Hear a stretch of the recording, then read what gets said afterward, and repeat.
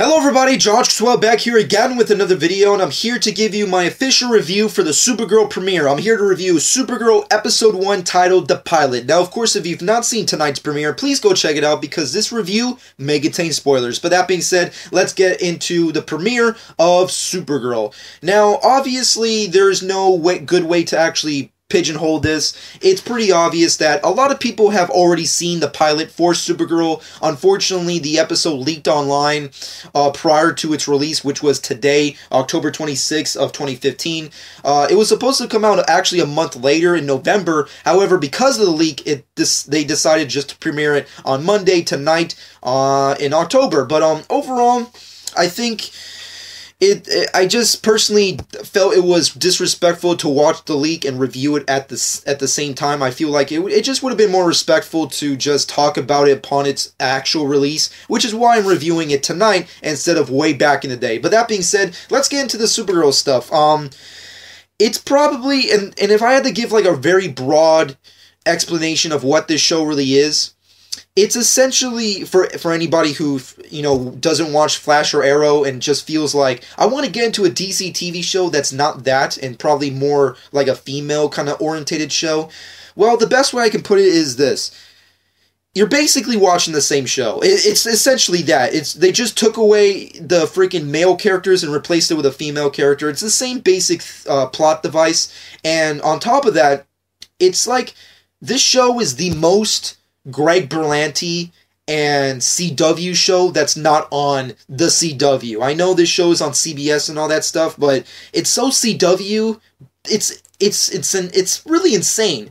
And I'm not saying that to bash it at any means, but it's just very obvious. You can really tell that Greg Berlanti and the rest of the people who work on Flash and Arrow really went all out when it came to this show. It's almost like they just really just had a ball day, just being like, oh cool, we're on a new network and we have a lot of money. Let's do crazy, stupid things. It's like, it's super freaking CW. It's like CW with a legitimate budget. It's insane.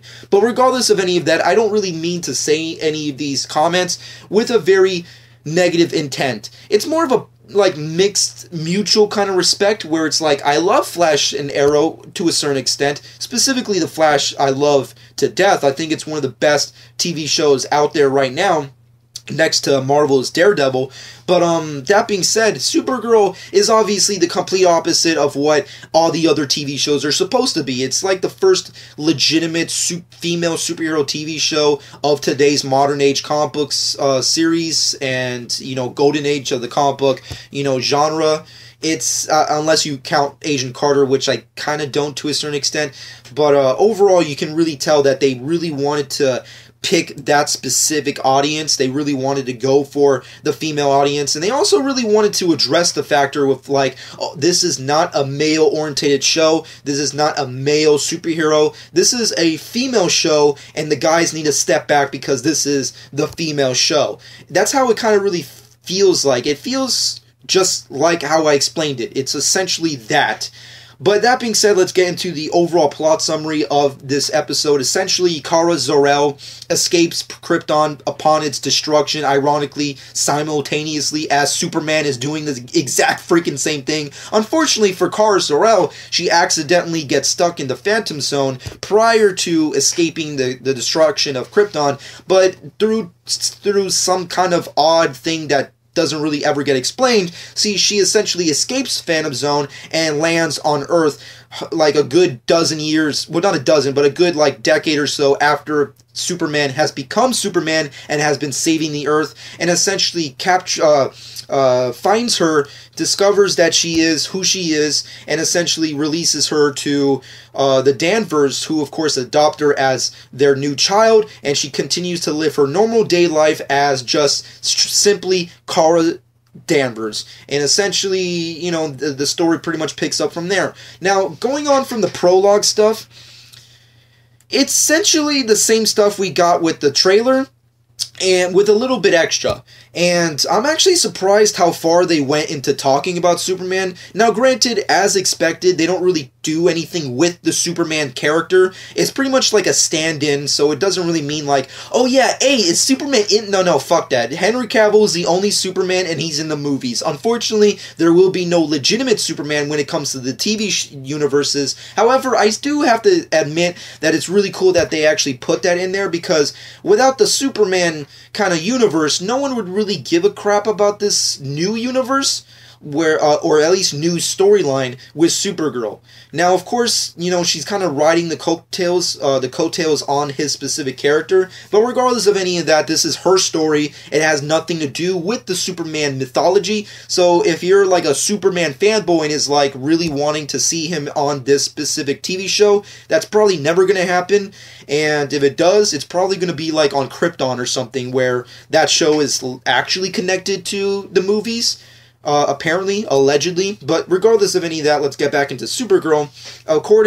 As the story continues to go on, she starts to discover that she wants to start doing things with her life. She doesn't want to continue doing the mundane stuff that she's continuously doing. She's, you know, an assistant to Catco of, you know, Cat's freaking company of, like, whatever the hell, who cares? It doesn't really matter at this point in time. She meets up with Jimmy Olsen. She's, you know, freaking doing a whole bunch of nerdy, creepy stuff. She's basically a Greg Berlanti, you know, female character, which is like a Felicity or a Caitlin Snow that just happens to be superpowered. That's basically like another real good way. Like, once again, it goes back to what I was saying in the beginning, is that this is a very big Greg Berlanti show. It's essentially just Felicity if Felicity had superpowers. If you ever saw Iron Man 3 and saw when freaking Pepper Potts got superpowers and ever wondered, could they ever do that with Felicity on Arrow now that the metahumans are a thing? That's basically what they did with this TV show. Freaking Kara is essentially Felicity, except now she has superpowers. So, which I guess depending on your personal aspect is kind of good thing or a bad thing. For me, I think it's an okay thing. I feel regardless of her, you know, simple trope of like a Greg Berlanti, CW, DC TV kind of female character, she does give a lot more, and that has a lot to do with Melissa Benoist's performance and presence as the character of Kara Danvers / Kara Zor-El / Supergirl.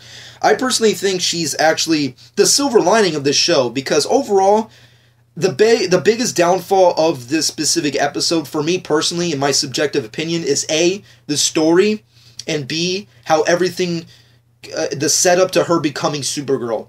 For those who don't know, spoilers, the sole purpose of Kara going to Earth was to protect her cousin, Superman. But because of all the time period between her being stuck in the Phantom Zone and her falling on Earth, he's already become Superman. So he has no need for her, and she has no purpose on Earth.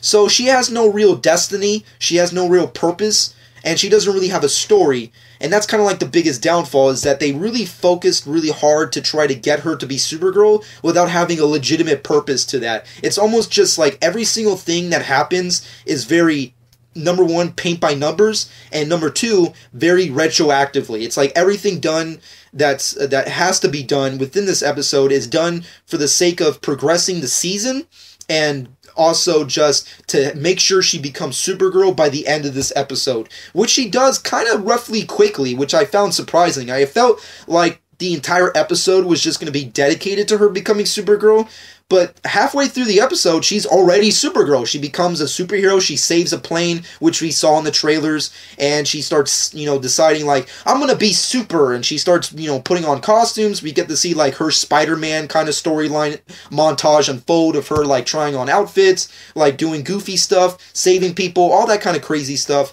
that was done pretty well, I have to say. I mean, that's another real cool thing besides the Melissa Benoist stuff, which is visually, this TV show definitely goes up and beyond the freaking Flash or Arrow. I mean, like, regardless of the puns, it is. I mean, like, they really went far. It's almost like CBS specifically wanted to put so much money into the show to make sure that it was a success. They really wanted to go all out, which I think was the best route to go, seeing as how, even though the Flash has powers, Supergirl is an entirely different level. She's a Kryptonian. She has pretty much the exact same powers as Superman, which is the heat vision, the flying, the super speed, the super breath, the super strength, all the fucking super shit that Superman can do, she can do. So it does make sense that they had to put significant money into the show to make it a success and to pull off the fact that she could do that. A Melissa Benoist actress in a costume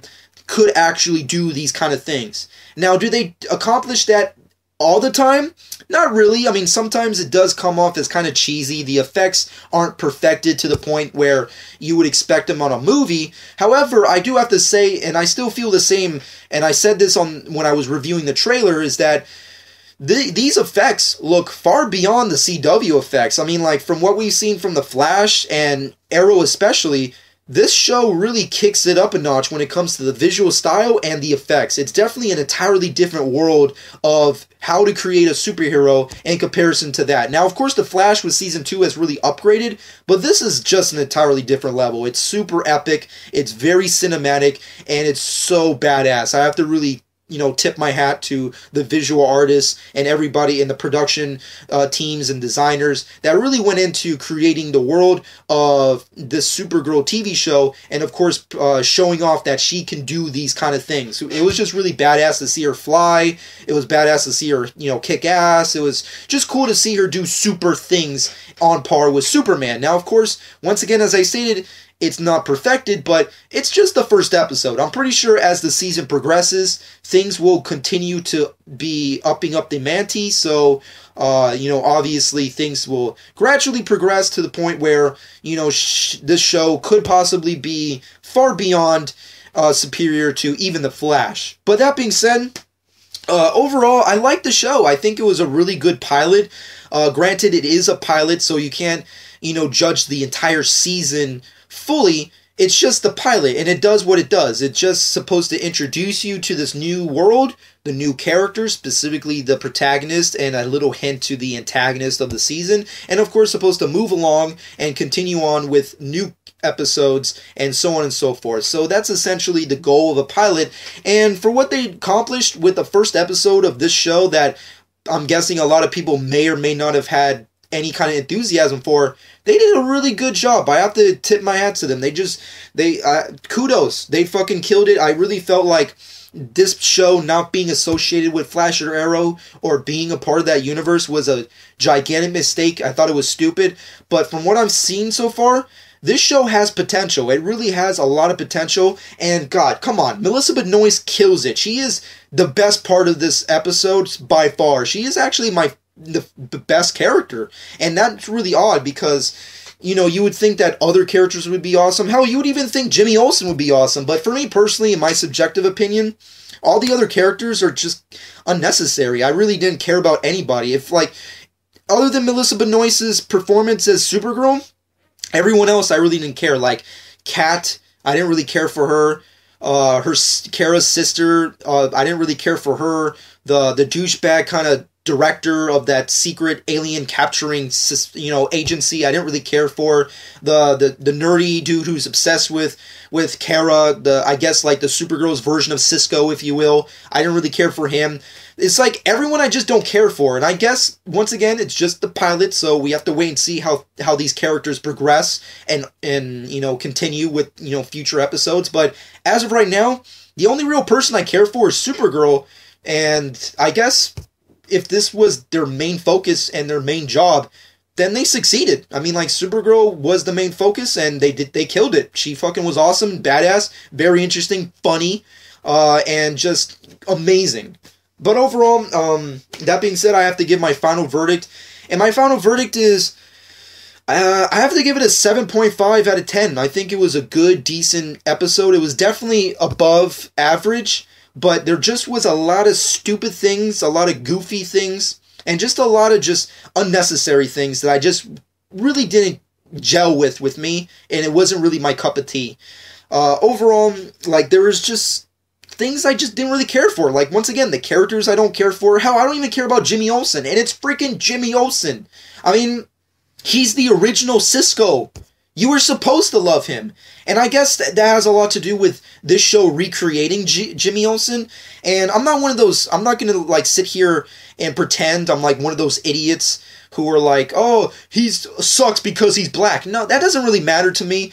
I mean, you know, if you want to change a comic book character's race to a different kind of race in mythology, go ahead. I don't really care. It just doesn't really affect me. The only thing that really bothers me is when you change the overall synopsis of that character, the overall presence of that character, the overall just gist of that character, of what makes that character so special in the first place. And that's what they did with Jimmy Olsen on this TV show. They really made him, like, other than him being obviously a different race, they obviously changed his vibe, they changed his outlook, they changed his overall, characterization. You know, they made him more suave and good looking and, like, fit, and I'm like, yeah, I'm not Jimmy Olsen, I'm James Olsen. It's like, you know, and I'm badass, award-winning photographer. It's like, come on, dude. Like, Jimmy Olsen is the ultimate fanboy. You know, he's obsessed with Superman.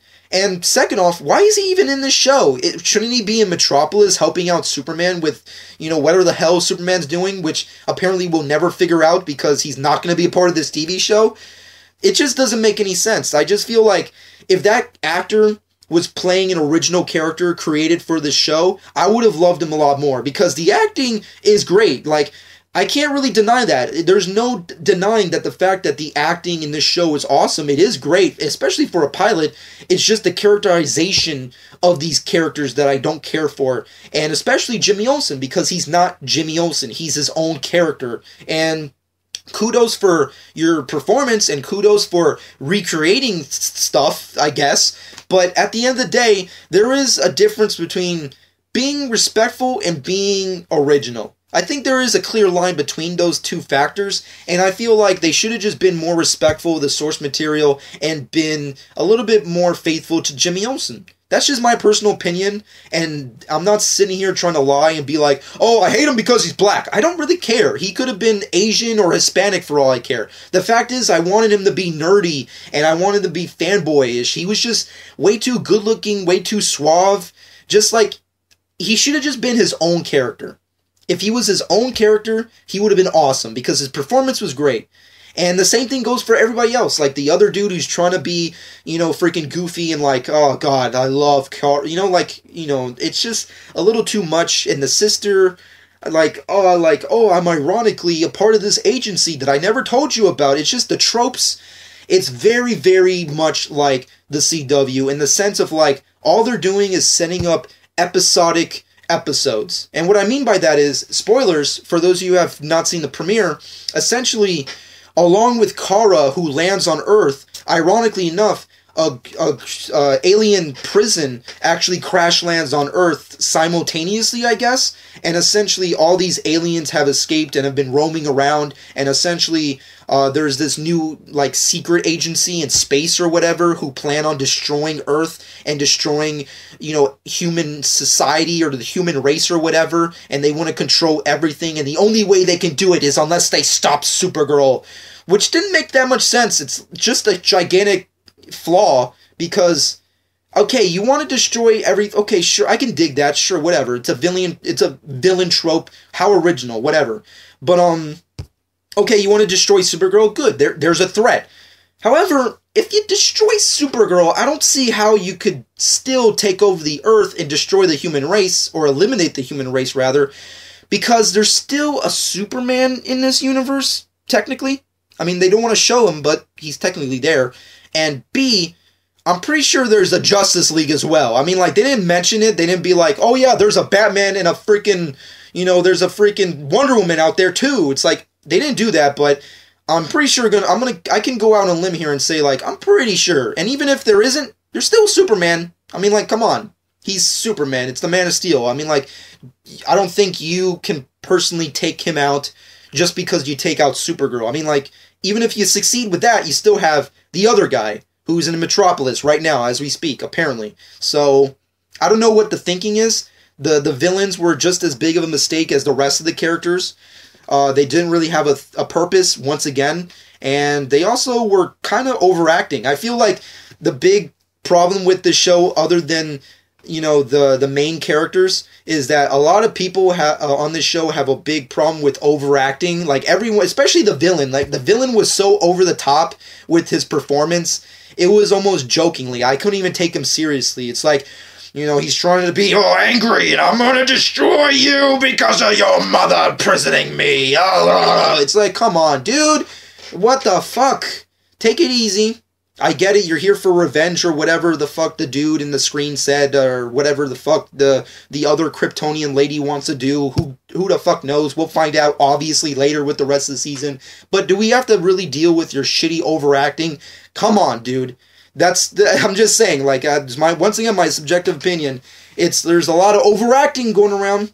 But that being said, this show, sole purpose was to successfully give us a superwoman, a female superhero in today's modern age, and give a female audience something to look forward to amongst all the various male audiences that are interested in the superhero genre today. And if that was their main purpose, then they succeeded. And I truly believe they did, because Supergirl does have potential. I mean, I did kind of bitch about a lot of things, but regardless of my, nitpicky kind of bitching, this show does have potential. It's very well done. It's very well directed. It's very well written. It has lots of great performances. It's Melissa Benoist. I mean, I know I keep bragging about her, but she's freaking phenomenal. I can't wait to see more of her on the show. And the visuals and the effects and just the overall experience of seeing a Superman family character on TV is just really epic and awesome. And the fact that it's a female even makes it even better. I mean, like, the fact that we have, like, a dozen superhero dudes coming up, and now that, at the end of this year, we're getting some more female stuff, especially going to be green-lighted for next year for all the other upcoming stuff that Marvel and DC's doing, whether it be, like, with this Supergirl TV show, with, Netflix's Jessica Jones, with Marvel's, freaking Ant-Man and the Wasp, and freaking whatchamacallit, the freaking Captain Marvel, and DC's Wonder Woman, and God knows what the else fucking they're gonna do with the movies in the DC Extended Universe. It's a good day to be a comic book fan, but it's also a very good day to be a female fan and get finally some freaking epic superhero female characters, which is something that's long overdue. So in that factor, they definitely succeeded and did a great job. But that being said, overall, I have to close my personal thoughts here. I've been talking far too long. Supergirl, the TV show, I like it. I'm definitely going to be watching the full season. And, oh, God, it was freaking epic. It was really good. I mean, like, granted, there is a lot of things wrong with it. And it's definitely, like, just like the rest of the DC TV shows, especially on CW. It's very much a CW show. Even though it's not technically on the CW, it very much is. And, God, just, once again, Melissa Benoist, she killed it. She rocked it. You could definitely tell she really got into her character and just had a ball playing it. So, kudos to her. She was phenomenal. Everyone else, really good too. Just their characters kind of sucked and were, kind of flawed. But hopefully, as the season progresses, they definitely fix a lot of things that they freaking messed up on, like, some characterizations, some plot devices, the villains especially, and of course, some other wacky other things that I don't really want to get into that right now. But of course, that being said, comment below. Let me know what you personally think about the Supergirl premiere. Did you love it? Did you hate it? Did you think it was a waste of your time? Do you think it was an awesome representation of female superhero characters? And do you want to see more like this? Do you want to see, like, other TV shows get spin-off or freaking more superhero female content on TV or Netflix or in the movies? Let me know in the comment section below. And of course, that being said, follow me on Twitter and Instagram at JohnSk12. Subscribe to my channel if you haven't done so already. And of course, right before I end this, I wanted to mention real quick that I did state that I didn't know whether or not I was going to review the entire season. However, after seeing this pilot, even though I didn't love it as much as I was hoping I was going to, I definitely liked it to the point I am going to continue watching, and I actually might end up just reviewing the full season. So I'm basically dropping Gotham for Supergirl, which I guess wouldn't be that much of a surprise, seeing as how Gotham is, Gotham. But anyways, let me know what you personally think. Comment below, let me know. Subscribe to my channel, and I hope you guys enjoyed. And it's been JohnSk12.